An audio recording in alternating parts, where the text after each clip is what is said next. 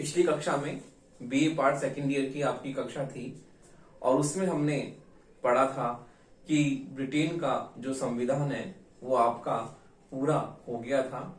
तो आपकी first unit में जो है बीए पार्ट सेकेंड में ब्रिटेन का संविधान है और आपकी सेकेंड यूनिट में अमेरिका का संविधान है।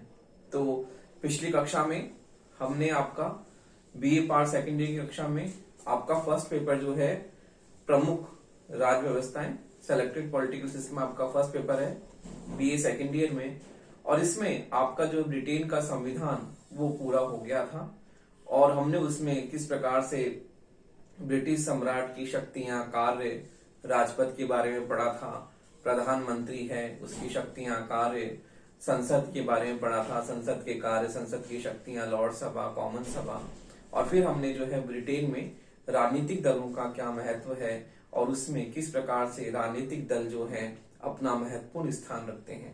तो अब आपके बीए सेकेंड ईयर की कक्षा है और इसमें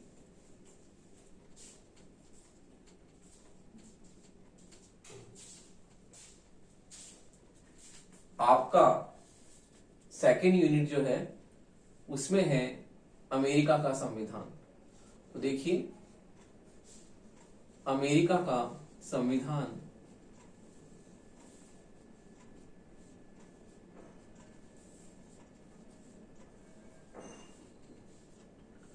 आपकी सेकेंड यूनिट है जिसमें हम आज पढ़ेंगे अमेरिका के संविधान के बारे में कि अमेरिका का जो संविधान है वो बहुत ही किस प्रकार से उसका महत्व हम विश्व की राज्य व्यवस्था में देखते हैं। और चूंकि अमेरिका एक बहुत ही शक्तिशाली देश है जिसके पास में पूरी विश्व की अर्थव्यवस्था को जो है केंद्रित करने की शक्ति वो रखता है, और किस प्रकार अमेरिका में हम देखते हैं कि इस में हम अमेरिका के संविधान के बारे में पढ़ेंगे। इसमें किस प्रकार जो है विश्व का सबसे संक्षिप्त जो है लिखित संविधान इस संविधान को माना जाता है, क्योंकि इस संविधान में बहुत ही कम अनुच्छेद हैं और इसमें केवल जो है संशोधन भी बहुत ही कम हुए हैं। तो इस प्रकार विश्व का सबसे संक्षिप्त संविधान ही इस संविधान को कहा गया है, अमेरिका के संविधान को। जहां पर भारत के संविधान के बारे में हम ये देखते हैं कि भारत का संविधान विश्व का सबसे लिखित संविधान है क्योंकि इसमें सबसे ज्यादा अनुच्छेद हैं और इस प्रकार संशोधन भी बहुत ही ज्यादा है इसमें। तो विश्व का सबसे जो है लिखित संविधान, सबसे लंबा भारत का संविधान है, जबकि विश्व का सबसे संक्षिप्त लिखित संविधान अमेरिका का संविधान है। तो हम देखते हैं किस प्रकार अमेरिका के संविधान की प्रमुख विशेषताएं क्या हैं और उसके बारे में हम जो है अभी इसके चर्चा करते हैं कि अमेरिका के संविधान में प्रमुख जो है इसमें क्या क्या तत्व हैं। तो देखिए अमेरिका के संविधान की प्रमुख विशेषताएं हम देखते हैं कि किस प्रकार जो है इसमें 147 अनुच्छेद हैं और इसमें जो है संशोधन भी बहुत ही कम हुए हैं। तो हम देखते हैं कि अमेरिका के संविधान की प्रमुख विशेषताएं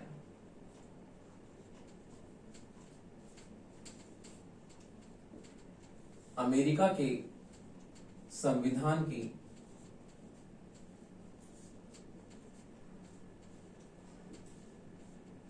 प्रमुख विशेषताएं।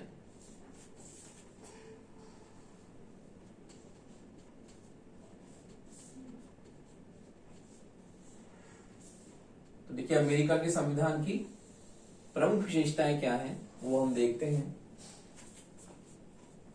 पहली विशेषता है कि सबसे पुराना लिखित संविधान है।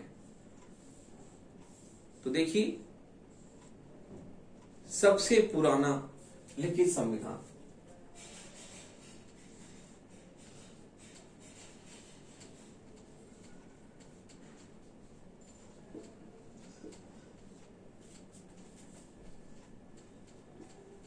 सबसे पुराना लिखित संविधान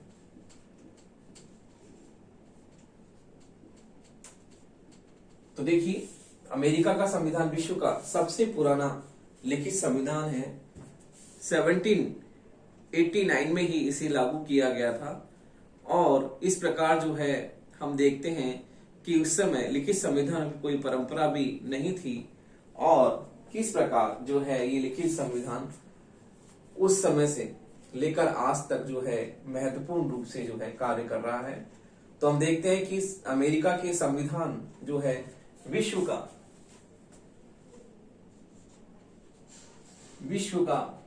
सबसे पुराना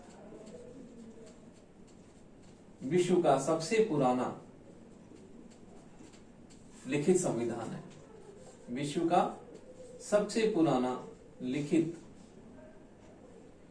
संविधान है।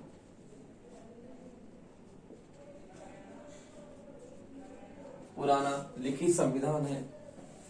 इसमें देखते हैं केवल 7 अनुच्छेद हैं। तो देखिए, इस संविधान में हम देखते हैं सबसे पुराना लिखित संविधान है। अगला है एक संक्षिप्त आलेख। एक संक्षिप्त आलेख का मतलब सबसे छोटा संविधान लिखित रूप में इस संविधान को कहा जाता है, जहां पर भारत के संविधान में 395 अनुच्छेद हैं। उसी तरह से हम देखते हैं कि ऑस्ट्रेलिया के संविधान में 128 अनुच्छेद हैं। कनाडा के संविधान में 147 अनुच्छेद हैं। उसी प्रकार हम देखते हैं कि इस अमेरिका के संविधान में केवल जो है 7 अनुच्छेद हैं। तो देखिए, इस प्रकार विश्व का सबसे लिखित संविधान इसे कहा जाता है और इसमें केवल 7 अनुच्छेद हैं। तो देखिए, इसमें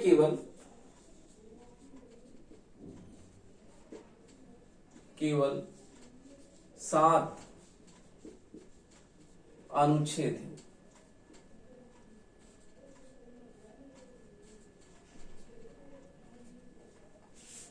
भारत के संविधान में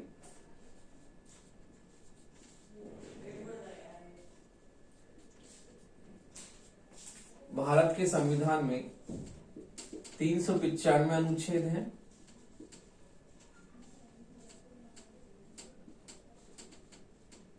भारत के संविधान में 395 अनुच्छेद हैं।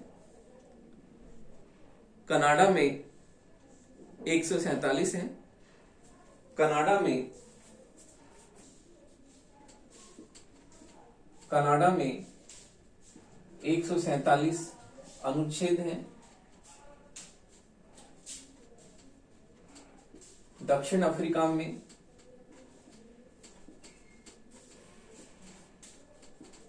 153 दक्षिण अफ्रीका में 153 अनुच्छेद है।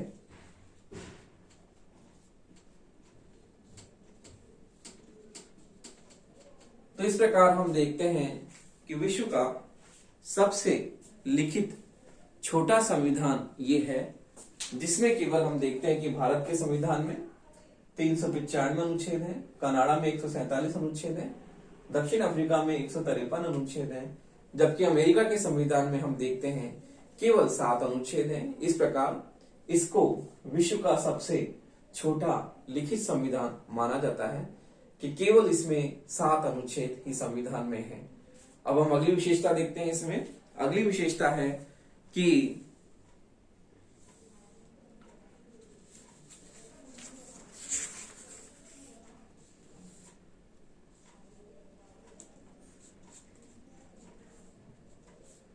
जन प्रभुत्व पर आधारित सिद्धांत। जन प्रभुत्व पर आधारित सिद्धांत। जन प्रभुत्व पर आधारित सिद्धांत, आधारित संविधान।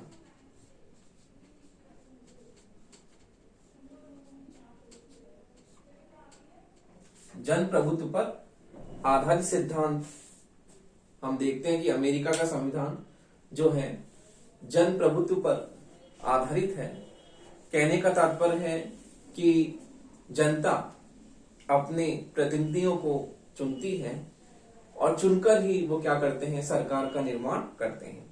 इस प्रकार जन प्रभुत्व पर आधारित संविधान है जिसमें शासन का आधार कोई मनोनयन नहीं है, किसी प्रकार से कोई राजनीतिक लाभ प्राप्त करते हुए नहीं है।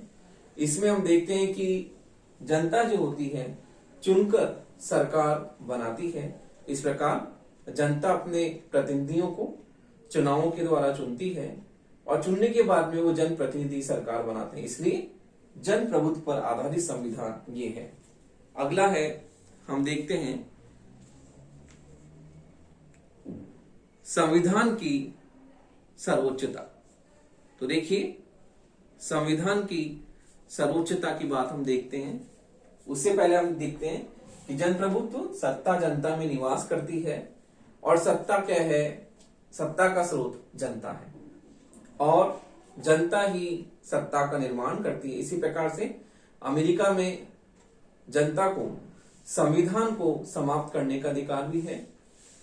जनता संविधान को समाप्ति कर सकती है। अगला हम देखते हैं, इसकी विशेषता, अगली विशेषता है संविधान की सर्वोच्चता। संविधान की सर्वोच्चता।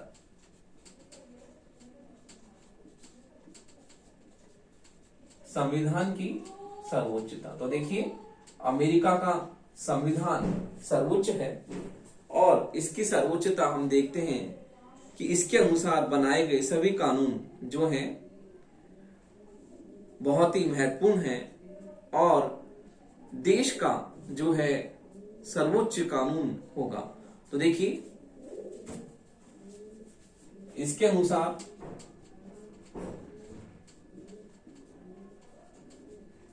बनाए कानून, इसके अनुसार बनाए गए कानून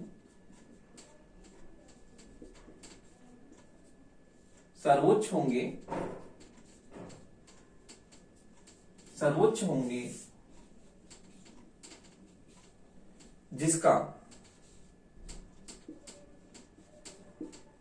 जिसका पालन करना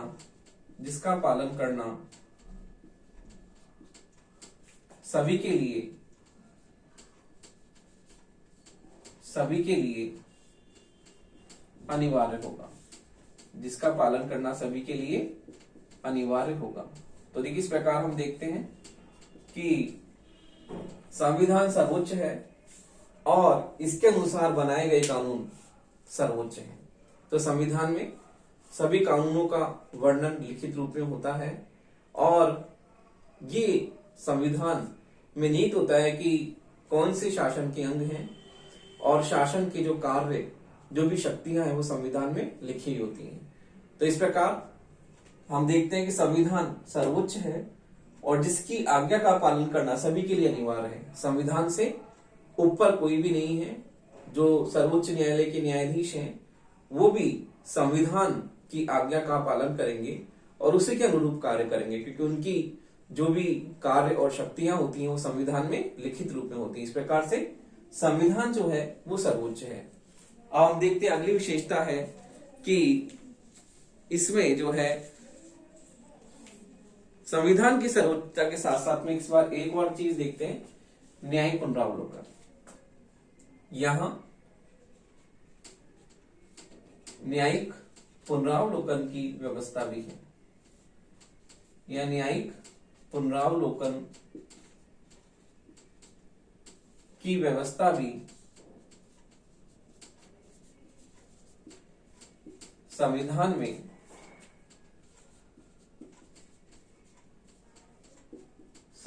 में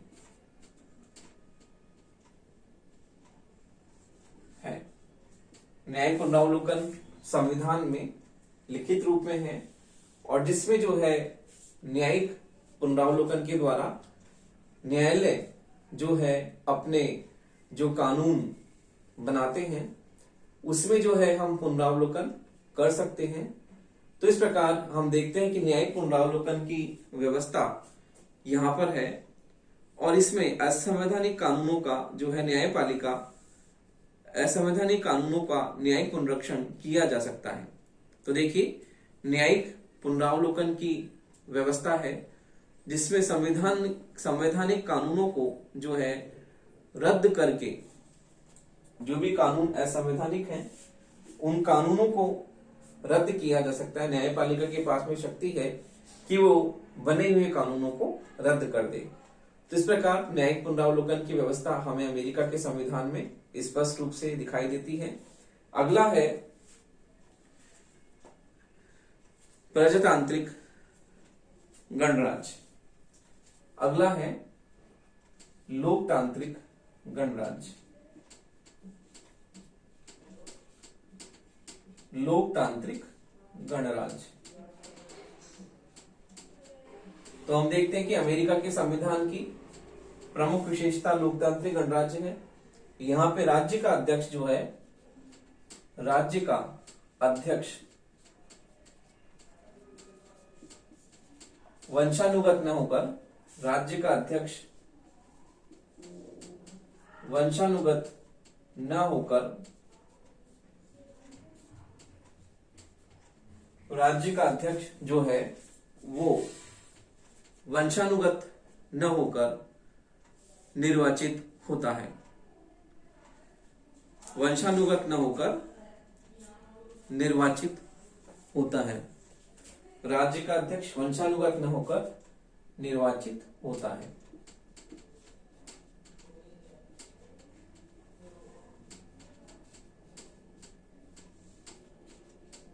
तो देखिए, लोकतांत्रिक गणराज्य का मतलब है राज्य का अध्यक्ष जो है वंशानुगत न होकर निर्वाचित है।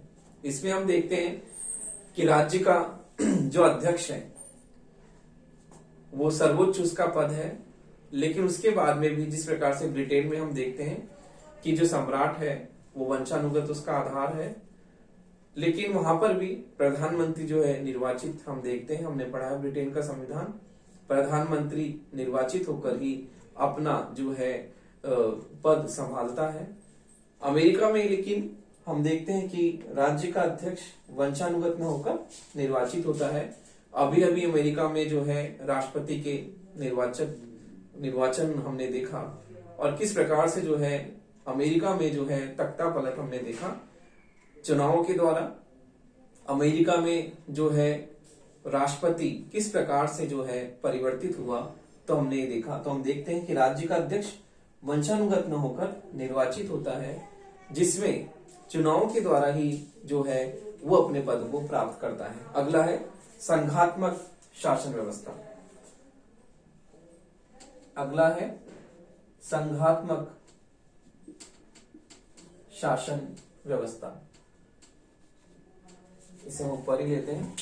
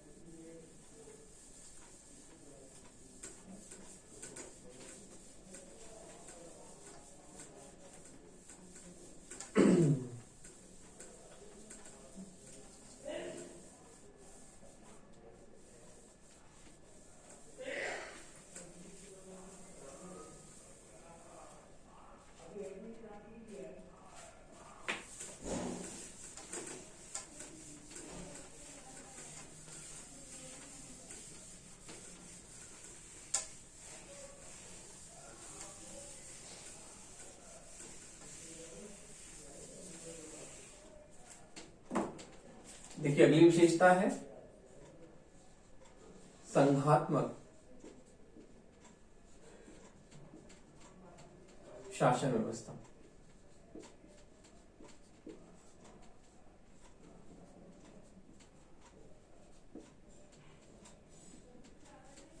देखिए, अमेरिका में संघीय शासन व्यवस्था है जिसमें केंद्र और राज्य के बीच में शक्तियां क्या होती हैं, बटी होती हैं।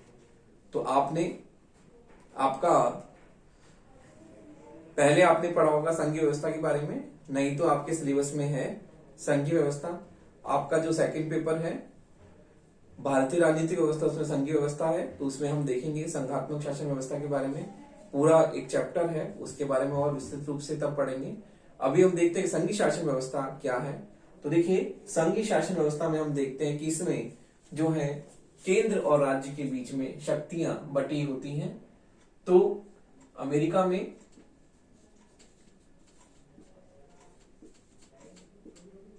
केंद्र और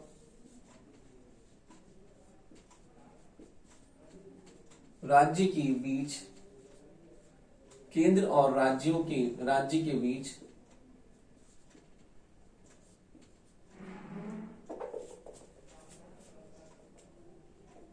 केंद्र और राज्यों के बीच शक्तियों का विभाजन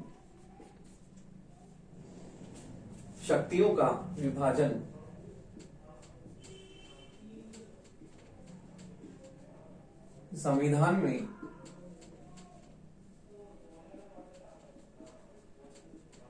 स्पष्ट रूप से वर्णित है। संविधान में स्पष्ट रूप से वर्णित है।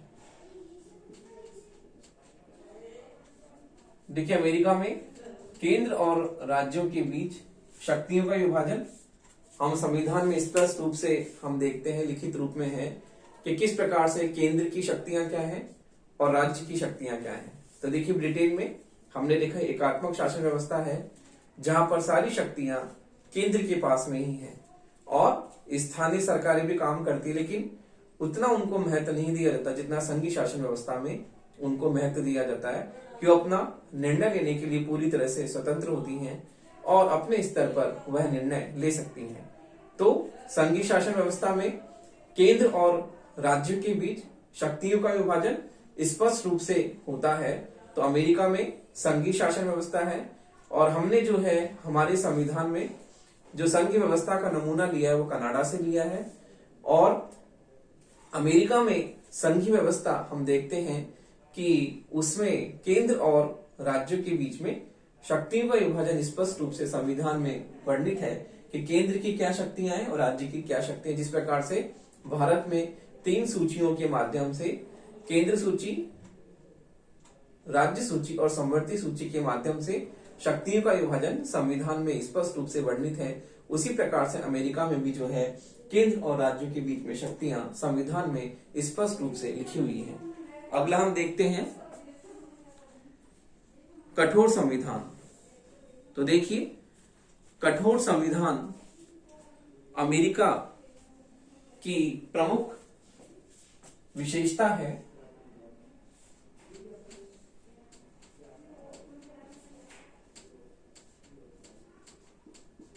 तो देखिए, कठोर संविधान अमेरिका की शासन व्यवस्था की प्रमुख विशेषता है। जिस प्रकार से भारत के संविधान की प्रमुख विशेषता लचीला संविधान है, लेकिन उसके साथ साथ ही हमारे यहाँ पर भी कठोर जो है हमने संविधान को भी अपनाया है। तो हमारे यहाँ पर मिश्रित स्वरूप में दिखाई देता है। तो हमारे यहाँ पर भी संविधान में संशोधन जो होता है वो इतने साधारण तरीके से नहीं होता है, लेकिन अमेरिका में जो है इस बारे में कठोर संविधान का प्रारूप हमें देखने को मिलता है कि अमेरिका में संविधान संशोधन के लिए कठोर जो है शासन व्यवस्था को अपनाया गया है। किस प्रकार से लचीले तरीके से न होकर कठोर रूप से जो है संविधान में संशोधन किया जाता है। तो हम देखते हैं कि आज अब तक वर्तमान में भी देखते हैं कि हम केवल 27 संशोधन ही अमेरिका के संविधान में हुए हैं। तो हम देख सकते हैं किस प्रकार से संविधान संशोधन की कठोर प्रक्रिया वहां पर अपनाई जाती है। तो इस प्रकार अमेरिका के संविधान में कठोर संविधान संशोधन की प्रक्रिया को अपनाया गया है और इस प्रकार अब तक जो है वहां पर अमेरिका के संविधान में केवल 27 संशोधन ही किए गए हैं। इस प्रकार हम देखते हैं कि संविधान में संशोधन का तरीका जो है साधारण कानून के निर्माण के तरीके से अलग है। तो अमेरिका के संविधान में सबसे अधिक कठोर संविधान हम देखते हैं किस प्रकार से वहां पर संशोधन की। अमेरिका में कठोर संविधान है अमेरिका में कठोर संविधान है और वहां पर संविधान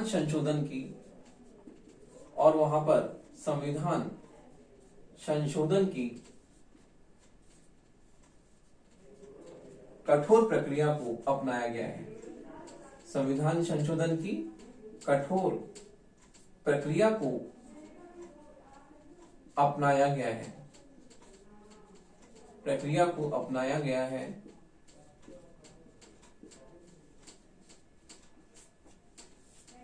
और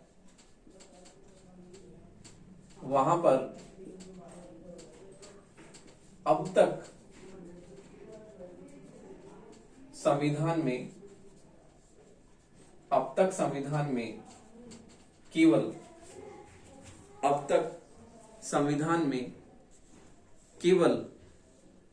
27 संशोधन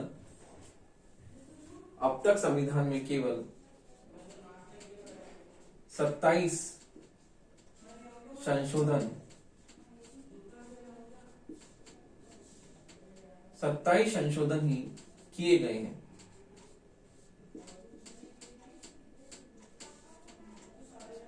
तो देखिए, हम देखते हैं कि अमेरिका में संविधान संशोधन की कठोर प्रक्रिया अपनाई गई है और विश्व में सबसे कठोर संविधान अमेरिका के संविधान को ही कहा जाता है। तो हम देखते हैं कि अमेरिका में केवल 27 संशोधन ही अब तक किए गए हैं।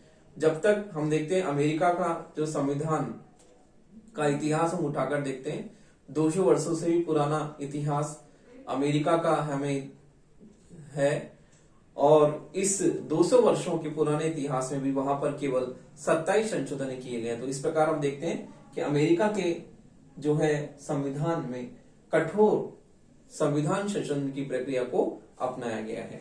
इसके अलावा अगली विशेषता हम देखते हैं न्यायपालिका की सर्वोच्चता। तो देखिए, न्यायपालिका की सर्वोच्चता हम देखते हैं किस प्रकार से अमेरिका में न्यायपालिका की सर्वोच्चता को अपनाया गया है। तो देखिए, न्यायपालिका की सर्वोच्चता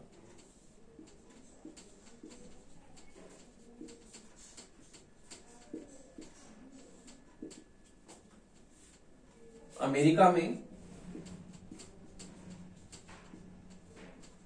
न्यायिक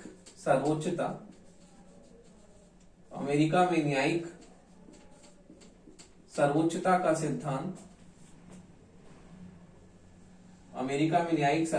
सिद्धांत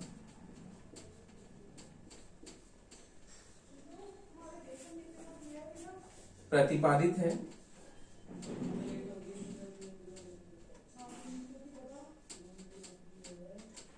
अमेरिका में न्यायिक सर्वोच्चता का सिद्धांत प्रतिपादित है और किस प्रकार से हम देखते हैं कि अमेरिका में जो है इसे व्यवहार में न्यायपालिका की सर्वोच्चता के रूप में स्वीकार किया गया है।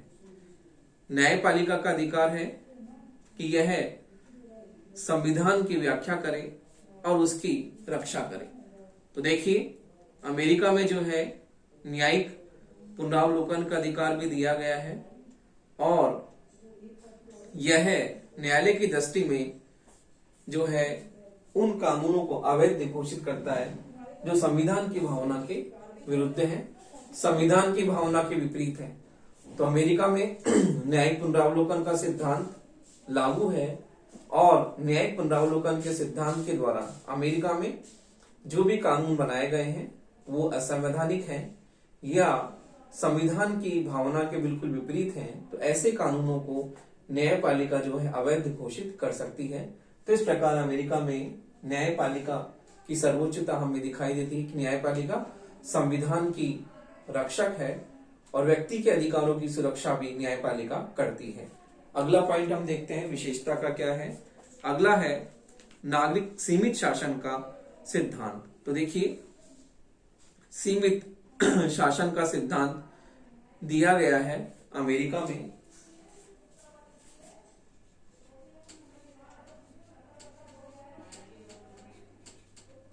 सीमित शासन का सिद्धांत।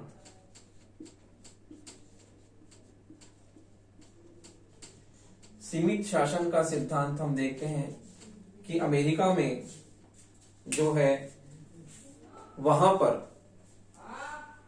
सीमित शासन का सिद्धांत दिया गया है कि कार्यपालिका, व्यवस्थापिका, न्यायपालिका तीनों जो है अपने कार्य क्षेत्र में रहकर काम करेंगी और वहां पर मॉन्टेस्क्यू के शक्ति पृथक्करण सिद्धांत को अपनाया गया है, जिसे व्यवहार में वहां पर नियंत्रण और संतुलन के सिद्धांत के द्वारा अपनाया गया है।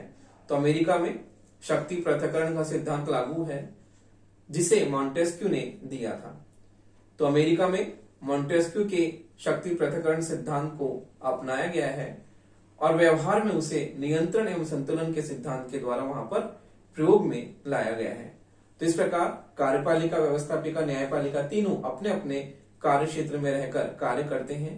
तीनों एक दूसरे के कार्यों में बिना हस्तक्षेप किए किस प्रकार जो है वहां पर स्वतंत्रता का प्रयोग करते हुए कार्य करते हैं, लेकिन नियंत्रण और संतुलन का सिद्धांत जो है वहां पर इन तीनों पर किस प्रकार जो है एक दूसरे को बांधे रखता है, ये भी हम देखते हैं। तो सीमित शासन का सिद्धांत हम देखते हैं कि वहां पर सीमित शासन का सिद्धांत है संविधान में लिखी हुई शक्तियों के आधार पर ही जो भी संविधान संरक्षक हैं और जो भी महत्वपूर्ण पद हैं, राष्ट्रपति है और राज्यों के मंत्री हैं, जो भी कार्य करते हैं वो संविधान में लिखी हुई जो है शक्तियों और कार्यों के आधार पर ही अपना अपना कार्य संपन्न करते हैं।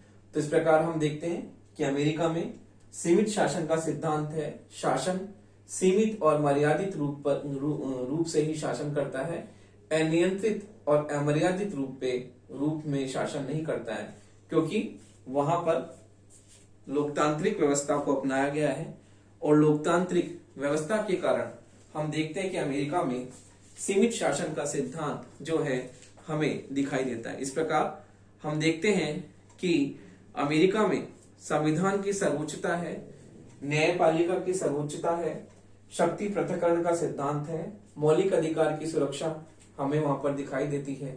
और इस प्रकार हम देखते हैं कि अमेरिका के संविधान में जो है सीमित शासन का सिद्धांत हमें पूरी तरह से व्यवहार में हमें दिखाई देता है।